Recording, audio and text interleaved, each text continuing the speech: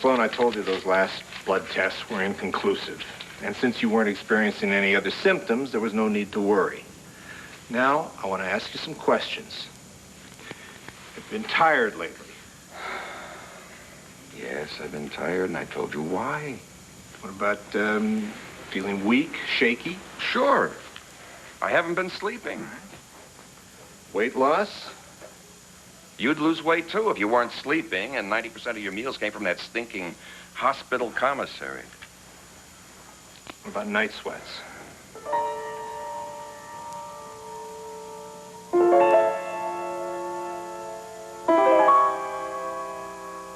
Ever track Sloan down? No, I left a message on his machine. I'm sure he'll turn up. Bye. Bye, Clint, thank you.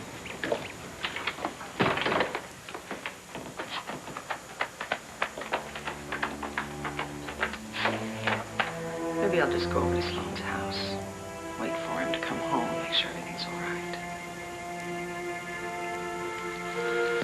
All right, I'm gonna make some calls. I can set up some tests with the hospital. Good. More tests. Do me a favor, will you, and use the phone on the desk upstairs? I mean, it's bad enough having to go through these tests without listening to you discuss the details. No problem. Thanks.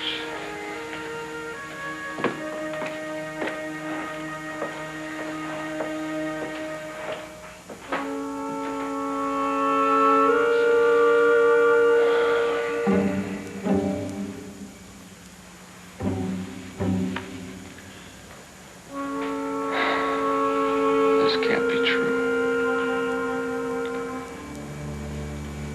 I can't lose you now, Viki. Not now.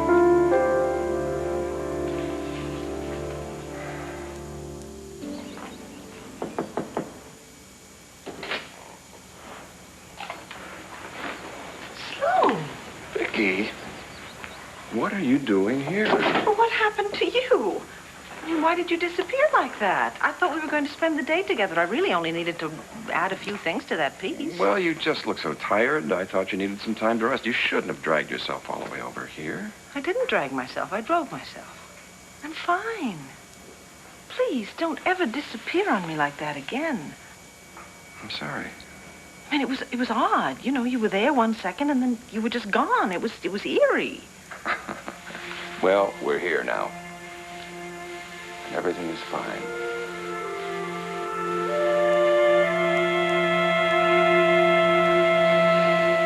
You know something? I cannot wait until we two are but two tiny little insignificant specks under the great giant southwestern sky. And we will forget about everything, all of life's nagging little details. Oh, but you love those nagging little details. Ah, yes, I do, but I also like to forget about them. Yeah. Feels so good when you stop. Exactly.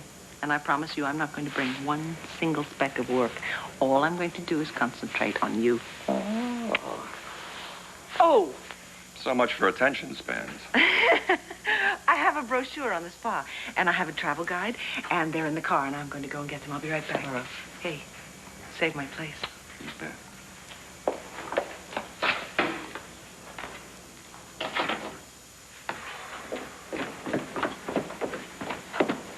All right. We're all set. I've arranged for some procedures at the hospital this afternoon. Which procedures? Well, a CAT scan, and we're going to take some bone marrow and biopsy the lymph nodes. I don't want Viki to know anything until we have solid answers. Sloan, I understand how you feel, but keeping something like this inside, it's going to make it more stressful for you. Larry, there is no reason in the world to worry her now if this is a false alarm. I don't want to put Viki through any more stress than you do, but this is not something you should have to go through alone. Don't shut Viki out. Larry, what are you doing here? Is something wrong? Sloan, I understand that you don't want Viki to worry.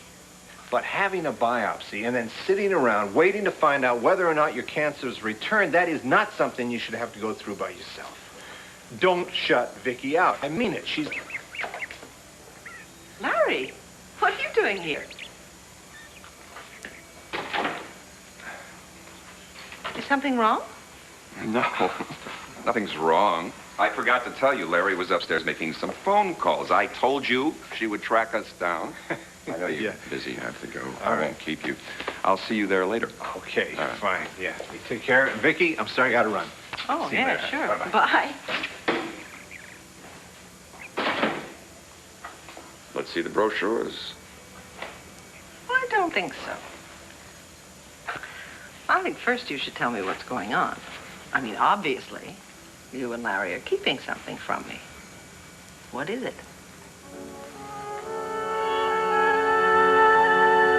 Anything from you. It just so happens that we're going to have to beef up this fundraising campaign for the University Medical School. Larry's worried because we're way under projection. I'm worried, too. I'm sorry, but I could have sworn that you told me you and Larry left my house because you thought I was tired.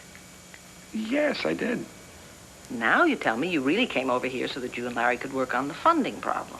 Well, I didn't want to. It has to be done sometime. I'm having a little trouble understanding this. I mean, I came over here to look for you, and I found you. And then we talked about our vacation, and I said I had brochures in the car, and I went out to get them, and... I'm sorry. When you got here, the fact that Larry was upstairs just went out of my mind. What can I say? You walk into a room, and my mind goes blank. Yeah, right. It's true. But now you have to go to the hospital, and you have to go work on this fund drive with him. I'm sorry. We'll make the plans as soon as I can get free of this whole thing. Is that all right? It's fine. Okay.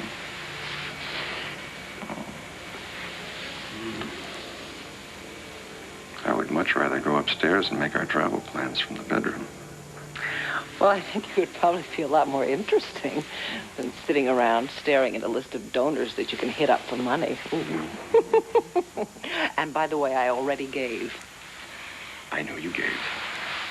And I thank you. Thank you, thank you, thank you. I love you so much.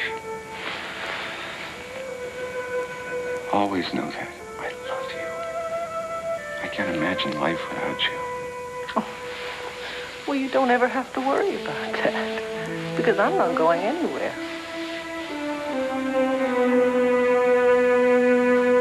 The spa. Spa is just about 3 miles right down here on Route 62, about a 5-minute drive. Which means that when you have a concert, Sloan and I will be able to come early and stay late. It's a kid. It's a joke. I'm kidding. I know. And Dad'll be able to come, too. It isn't that far from the ranch. No, it's about a half an hour. Ranch is right there. Cool. Honey, are you really okay about Sloan vacationing with us? Hey, he's vacationing with you. I'm going to music camp, remember? Besides, I told you I'd give him a chance, and I meant it. He was so great when you were really sick. You still miss Daddy, though, don't you? Yeah. I mean, when I come down the stairs, it's like, I don't know, I just picture him at the breakfast table. But I'm cool. You guys just live in different houses. But we both love you very, very much, Jessie. And Sloan's nice. Nice. You make it sound like a disease. Well, he's kind of, I don't know. Reserved. Whatever. It's just that Dad has such a great sense of humor. You're right. Daddy has a great sense of humor. But believe it or not, Sloan has a sense of humor, too. It's just a little different. It's very dry. And I'm quite sure you'll get used to it.